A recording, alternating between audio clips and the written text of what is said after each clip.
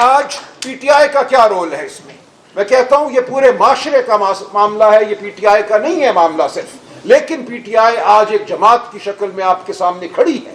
فسطائیت سے لڑنے کے لیے آپ کو چاہیے، لوگ چاہیے، آپ کو سڑکوں پر لوگوں کا نکلنا چاہیے۔ آج پی ٹی آئی یہ کرنے کی پوزیشن میں ہے، اس لیے میں پوری قوم کو کہتا ہوں کہ ضروری نہیں ہے کہ آپ اس جماعت میں شامل ہوں، آپ جہاں بھی ہیں آپ نکلنے کا عزم کیجئے، ہم آپ کے ساتھ ہوں گے، ہم آگے ہر اول دستے کا کردار ادا کریں گے۔ تو آج پی ٹی آئی ایک نعمت ہے جو اس ملک کو حاصل ہے، ہمارے اصول بالکل واضح ہیں، ہم سویلین بالادستی چاہتے ہیں اور اس کے لیے پوری قوم کو ساتھ لے کر چلنا چاہتے ہیں، ہم آئین اور قانون کی بالادستی چاہتے ہیں، ہم جمہوریت چاہتے ہیں، شفاف انتخابات چاہتے ہیں، ہم شرافت چاہتے ہیں، ہم چادر اور چار دیواری کی پامالی کے خلاف کھڑے ہیں۔ یہ ہیں ہمارے وہ بنیادی اصول جن کی بنیاد پر ہم پوری قوم کو دعوت دیتے ہیں۔ جو الیکشن ہوا 8 فروری کا 2024 کا، اس کو لوٹا گیا، اس حوالے سے آپ کو، مجھے، پاکستان کی قوم کو کوئی ابہام نہیں۔ اس کے بعد جو نظام قائم کیا گیا وہ ایک جھوٹ پر مبنی نظام ہے۔ اس وقت پاکستان کے عوام کی آواز کو دبایا جا رہا ہے، صحافت کو دبایا جا رہا ہے، عدلیہ کو دبایا جا رہا ہے۔ تو یہ وہ چیزیں ہیں جن کے حوالے سے ہم سب واقف ہیں، ہم سب جانتے ہیں کہ یہ ملک اس وقت ایک گہری کھائی کی جانب صرف بڑھ نہیں رہا بلکہ گر چکا ہے ایک گہری کھائی میں۔ اب سوال یہ ہے کہ ہم نے کرنا کیا ہے اس بارے میں؟ کیا یہ صرف پی ٹی آئی کی جنگ ہے؟ کیا یہ صرف وکلاء کی جنگ ہے؟ یا یہ پورے معاشرے کی جنگ ہے؟ مجھے افسوس سے یہ کہنا پڑتا ہے کہ پچھلے 2-2.5 سال اس پہ ایک ایسا بھیانک دور ہم نے دیکھا، چادر چار دیواری کی کوئی حرمت رہی، گھروں کو توڑا گیا، جس کو ڈھونڈنا تھا، گرفتار کرنا تھا، وہ نہیں ملا تو اس کے بوڑھے باپ کو لے گئے، اس کی بیوی کو مارا پیٹا گیا۔ یہ سب کچھ ہماری آنکھوں کے سامنے ہوا۔ ہر روز ہر شام میرے دفتر، میرے گھر کوئی روتی ہوئی ماں، کوئی روتی ہوئی بہن آتی ہے۔ یہ سب کچھ ہماری آنکھوں کے سامنے ہوا، لیکن معاشرہ اس طرح نہیں کھڑا ہوا جس کی ہم توقع کرتے تھے اور آج بھی ہم کرتے ہیں۔ لیکن مجھے یہ لگتا ہے کہ وہ وقت اب آ گیا ہے۔ فسطائیت میں مجھے تھکن نظر آتی ہے، فسطائیت خود مجھے اب شرمسار نظر آتی ہے۔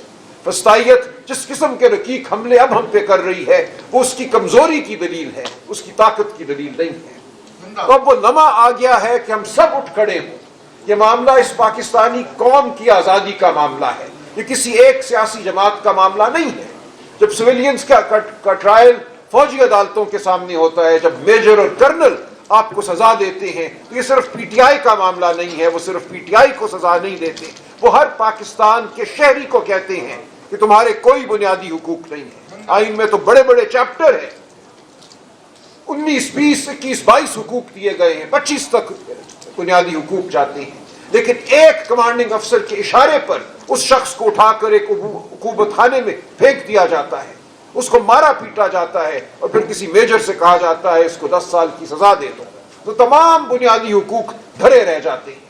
ہم نے اس کے خلاف جدوجہد کی۔ مجھے فخر ہے میں اعتزاز احسن کے ساتھ بیٹھا ہوں، میں لطیف کھوسہ کے ساتھ بیٹھا ہوں، ہم عدالت میں گئے، ہم نے وہ جنگ لڑی، لیکن افسوس یہ تھا کہ ہم ایک خالی کمرے میں وہ جنگ لڑ رہے تھے۔ پاکستان کی سول سوسائٹی ہمارے ساتھ نہیں کھڑی تھی۔ بارہا میں نے پکارا ان لوگوں کو جن کے ساتھ 30 سال میرا واسطہ رہا ہے، ہم نے اکٹھی جنگیں لڑی ہیں، آسما جہانگیر کے ساتھ شانہ بشانہ میں چلا ہوں۔ میں نے ان سب کو کہا کہ آؤ اس مقدمے کو اپنا مقدمہ سمجھو، یہ پاکستان میں بنیادی حقوق کا مقدمہ ہے، یہ انسان کی حرمت کا مقدمہ ہے، یہ عدلیہ کی آزادی کا مقدمہ ہے، لیکن ہمیں وہ رسپانس نہیں ملا، اس طرح ہمارے دوست ہمارے ساتھ نہیں چلے جس کی ہمیں توقع تھی۔ لیکن آج مجھے نظر آتا ہے کہ جو خواب غفلت تھا شاید وہ اب ختم ہونے کو ہے۔ آج لوگ یہ دیکھ رہے ہیں کہ یہ صرف پی ٹی آئی کا معاملہ نہیں ہے، یہ ظلم جو ہے پورے معاشرے پر اب طاری ہے۔ آپ اگر ایک صحافی ہیں، آپ اگر ایک طالب علم ہیں، آپ اگر ایک مزدور ہیں، تو آپ آج اس ظلم کا ہدف ہیں۔ اس دور میں انسان مکمل طور پہ حقیر ہو چکا ہے۔ کھوسہ صاحب اور میں اپریل میں بلوچستان گئے، لکھپاس مستنگ میں، وہاں ہم نے سینکڑوں ہزاروں خواتین اپنے پیاروں کی تصویریں اپنے ہاتھوں میں تھامی تھی۔ وہاں ہم نے انہیں کہا کہ پورا ملک تمہارے ساتھ کھڑا ہے، وہ رونا شروع ہو گئی۔ ہم نے انہیں کہا کہ ہم تمہارا دکھ بانٹنے آئے ہیں، تمہارے پیاروں کو تمہارے ساتھ مل کر ڈھونڈیں گے، بازیاب کرائیں گے۔ انہوں نے ہمیں جواب آہوں سے دیا، لیکن ان کی آنکھوں میں عزم تھا۔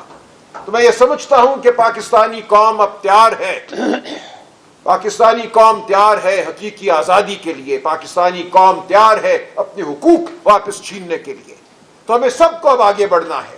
ہمارے ساتھ وہ ہمارے لیڈران موجود ہیں جن کے ساتھ 2007 میں بھی ہم نے تحریک چلائی تھی۔ کھوسا صاحب جانتے ہیں، ہم نے ڈنڈے کھائے، 2 سال ہم عدالتوں میں نہیں گئے، ہم جیلوں میں گئے۔ آج ہم پھر وہ کریں گے۔ 17-18 سال گزر گئے ہیں لیکن ہمارے عزم میں کوئی کمی نہیں آئی۔ ہمارے ساتھ نئے لیڈر آج موجود ہیں۔ میں ایمان مزاری کو، ہادی کو سلام پیش کرتا ہوں۔ آج پاکستانی قوم کا ہر جوان، ہر بزرگ، ہر مرد، ہر عورت میں سمجھتا ہوں آزادی کا متمنی ہے۔ ہم سب کو اپنے آپ کو لیڈر سمجھنا ہے۔ مطیع اللہ جان نے کچھ سوال اٹھائے۔ مطیع اللہ جان نے کہا کہ مجھے نظر نہیں آتا کہ سیاسی جماعتیں اس جبر کو، اس وسطائیت کو کیسے ختم کریں گی۔ انہوں نے 3-4 معاملات ہمارے سامنے رکھے کہ معاشی جو ان کے انٹرسٹ ہیں ان کو کم کیسے کریں گی، یا دیگر کچھ انہوں نے کہا کہ جو انٹیلیجنس ایجنسیاں ہیں ان کے رول کو کیسے کم کریں گی۔ میں مطیع اللہ کو اور مطیع اللہ کے ذریعے پوری قوم کو یہ کہتا ہوں کہ یہ معاملہ صرف قانون سازی سے حل نہیں ہوگا۔ ایئر مارشل اصغر خان نے 16 سال ایک مقدمہ لڑا انٹیلیجنس ایجنسیوں اور عسکری اداروں کی مداخلت کے حوالے سے کہ سیاسی عمل میں، الیکشن میں جو عسکری ادارے مداخلت کرتے ہیں اس کو سپریم کورٹ کہہ دے کہ یہ غیر آئینی ہے، یہ اپنے حلف سے روگردانی کرتے ہیں۔ میں ان کا وکیل تھا، ہم نے وہ فیصلہ لیا 2012 میں۔ لیکن آج ہم سمجھتے ہیں کہ کوئی عدالتی فیصلہ، کوئی قانون سازی جبر کو نہیں روک سکتی جب تک پوری قوم جبر کے خلاف متحد نہ ہو۔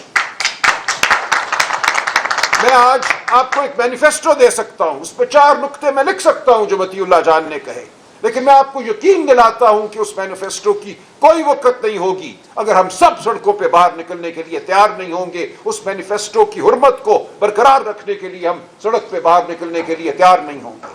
تو یہ معاملہ قانون سازی سے حل نہیں ہوگا، یہ معاملہ عدالت سے فیصلہ لینے سے حل نہیں ہوگا، یہ معاملہ تب حل ہوگا جب ہم سب یہ فیصلہ کریں گے، جب یہ ہم عزم کریں گے کہ ہم نے جبر کو نہیں سہنا، ہم نے اعتزاز احسن کے ساتھ چلنا ہے، لطیف کھوسا کے ساتھ چلنا ہے، ہم نے جو ہمارے بزرگ گزر گئے اس دشت کی سیائی میں، اس جبر کے خلاف لڑتے لڑتے، ان کی یاد کو ساتھ لے کر آگے چلنا ہے۔ ہم نے نئے لیڈر پیدا کرنے ہیں، ہم نے ہمیشہ دست قاتل کو جھٹک دینا ہے۔ تو یہ عزم ہمیں اپنے اندر پیدا کرنا ہے۔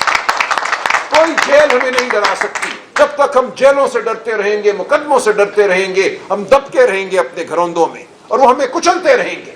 ہمیں نکلنا ہے باہر، ہمیں کہنا ہے کہ آؤ اور ایک بار فیصلہ کر لو کہ اس ملک میں شرافت کی حکمرانی ہونی ہے۔ آج اس ملک میں شرافت کی حکمرانی نہیں ہے، آج اس ملک میں قانون اور آئین تو نہیں ہے لیکن شرافت کو بھی پامال کر دیا گیا ہے۔ تو ہم نے سب کو کہنا ہے کہ یہ ہمیں قبول نہیں ہے۔ سن 58 میں جب پاکستان میں مارشل لاء لگا تو کسی نے انڈین آرمی چیف سے کہا کہ آپ بھی کیوں مارشل لاء نہیں لگا دیتے؟ اس نے جواب میں کہا بیرک میں بیٹھا سپاہی بھی میری بات نہیں مانے گا، مجھ پر ہنسے گا۔ تو یہ قوم کا فیصلہ ہوتا ہے کہ ہم نے فسطائیت کو قبول نہیں کرنا۔ آج جو قومیں آزاد ہیں وہ اس لیے آزاد ہیں کہ انہوں نے اپنی تاریخ کے کسی لمحے یہ فیصلہ کر لیا کہ ہم جبر کو نہیں مانیں گے، ہماری آواز ہمارے لیے حرمت رکھتی ہے، ہم اپنی آواز کو دبنے نہیں دیں گے، ہم اپنے ووٹ کو لٹنے نہیں دیں گے، ہم بڑھیں گے آگے اور ایک آزاد قوم کی حیثیت سے آگے بڑھیں گے۔ تو میں یہ سمجھتا ہوں کہ بہت دیر نہیں ہوئی، کبھی بھی بہت دیر نہیں ہوتی کسی بھی قوم کی تاریخ میں۔ جس لمحے وہ قوم جاگ جائے وہی لمحہ ایک نئے دور کا آغاز ہوتا ہے، وہی لمحہ آزادی کی سحر ہوتا ہے۔ تو ہم نے آج تہیہ کرنا ہے کہ ہم آگے بڑھیں گے، ہم کسی صورت جبر کو نہیں مانیں گے۔ یہ قانونی معاملہ نہیں ہے، یہ عدالتی فیصلوں کا معاملہ نہیں ہے، یہ ہمارے دل اور ہمارے ضمیر کا فیصلہ ہے اور ہم اس فیصلے کو لے کر آگے بڑھیں گے۔ مطیع اللہ جان تمام اپنے دوستوں کو میں یقین دلاتا ہوں۔